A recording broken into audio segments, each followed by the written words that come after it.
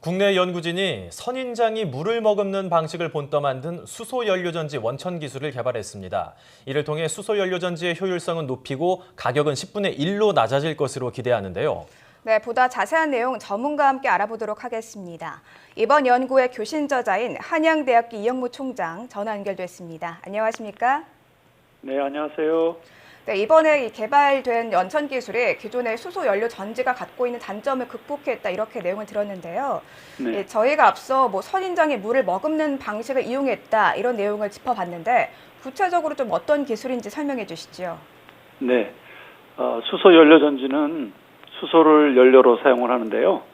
수소와 촉매가 반응해서 전자를 내게 되면 분리막을 통과하게 되고 통과한 수소이온은 산소하고 만나서 물이 됩니다. 네, 생성된 이런 전자가 에너지가 되어서 이제 동력을 얻게 되는 그런 원리입니다. 네. 그런데 촉매 반응은 온도가 높을수록 유리합니다. 그리고 겨울 같은 습도가 좀 낮은 곳에서도 작동을 해야 되는데요. 현재 사용하는 분리막은 한 8, 90도 정도에서만 작동을 하기 때문에 이기도 하고 또 습도가 낮으면 에너지가 약하게 나와서 가습기가 필요합니다. 그래서 이런 높은 온도 또 120도 또는 상대 습도가 좀 낮은 이런 데서 작동하는 분리막들을 이제 찾고 있었습니다. 선인장 구조에서 이번 기술의 아이디어를 얻어오셨다고 했는데 어떻게 이런 아이디어를 착안을 하시게 됐나요?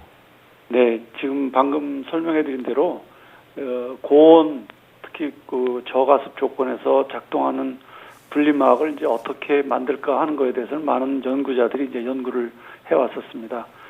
그런데 저희는 이런 조건에서 살아남는 뭔가 식물인 사막에 있는 어떤 선인장이 이제 아주 높은 온도에서 또 낮은 습도 조건에서 살고 있기 때문에 이 선인장이 어떻게 사는지 그 원리를 알면 저희가 찾고 있는 고온 저가습 작동 분리막 문제를 해결할 수 있을 것 같아서 연구를 하게 됐습니다. 네. 네, 이 식물에서 아이디어를 얻으셨다는 게 굉장히 좀 흥미롭게 느껴지는데요. 네. 이 연료 전지에서 특히 분리막 기술이 중요한 이유는 무엇이라고 볼 수 있을까요? 네, 분리막 기술은 아까 설명드린 대로 그 이제 전자를 수소로부터 이제 발생을 해서 에너지를 얻게 되는데 그때 그 전자가 나오는 속도가 그 촉매하고 그 수소하고의 반응으로부터 이제 출발하게 됩니다. 그런데 그 수소 이온이 분리막을 얼마나 빨리 통과하느냐가 바로 전자가 얼마나 나오느냐라고 하는 것과 바로 일치를 하게 됩니다. 따라서 이제 높은 온도에서 작동을 할 수 있으면 훨씬 촉매 반응 속도를 올릴 수 있기 때문에 바로 이제 고온에서 작동할 수 있는 분리막이 이제 필요하게 됐던 겁니다. 네. 이번에 개발된 기술이 산업 현장에서 실제로 큰 효과를 낼 수가 있을까요? 네, 저희가 아직 실험실 단계에서 지금 증명을 한 거이긴 하지만 이제 좀 더 그 산업체와 좀 긴밀하게 협력해서 조금 더 스케일업 연구를 좀 더 하게 된다면 그러면 이런 선인장 분리막을 이용해서 가정용 연료전지라든가 또는 자동차용 또 수소 연료전지 차에 들어가는 그런 분리막이라든가 이런 데까지도 이제 확장될 수 있을 거라고 분명히 생각합니다. 네, 실제로 산업 현장에 적용이 된다면 굉장히 좀 낮은 가격으로 효율성 높일 수 있으니까 좋을 것 같은데요. 그럼 언제쯤 이 상용화가 가능할까요? 네, 그거는 아마 아마 산업체와 좀 더 이렇게 긴밀하게 일을 좀 해야 될 거라고 생각됩니다. 네. 아무래도 한 몇 년은 좀 더 걸리지 않을까 생각합니다. 그러면 이 상용화까지 남은 과제는 좀 어떤 것들이 있다고 보십니까?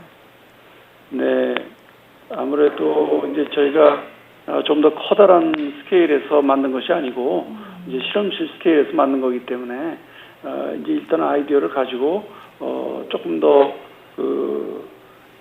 스케일을 좀 높일 수 있고 또 제대로 잘 만들어질 수 있는지 하는 거에 대한 어떤 공정 연구 같은 것들도 이제 좀 더 필요하다고 생각합니다. 네, 총장님께서는 연구하는 총장으로도 유명하시잖아요. 그런데 이렇게 연구에 대한 욕심도 많으신 것 같은데 연구를 하는데 이제 여건이 좀 받쳐지나요? 네, 아무래도 총장 일을 하니까 연구할 수 있는 시간은 뭐 상당히 제한적입니다. 그러니까 이제 주말이나 또는 이제 새벽 시간 이런 데를 통해서 학생들하고 또 아이디어도 같이 공유하고 이제 이런 편이고요. 사실 대학은 학생을 교육하는 곳이기도 하지만 지식을 또 생산하는 곳이기도 합니다. 지식을 만드는 거는 바로 이런 연구를 통해서라고 볼 수 있겠죠.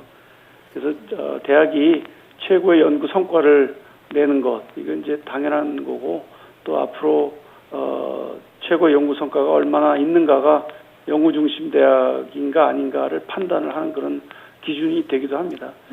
뭐 총장이긴 하지만 연구 중심 대학으로 우리 대학이 나가자고 했기 때문에 총장도 일에 참여한다는 그런 의미에서 성과를 내야 되겠다고 생각했습니다.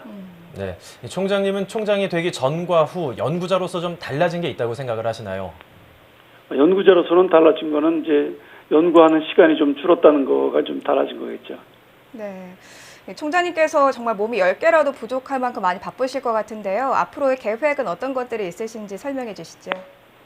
네, 아직 제가 지도하는 그 대학원생들도 있고 또 포스트학 연구원들도 있고 그래서 이들이 지속적으로 연구를 할 수 있게끔 좀 지원해 주는 게 제 임무이기도 합니다.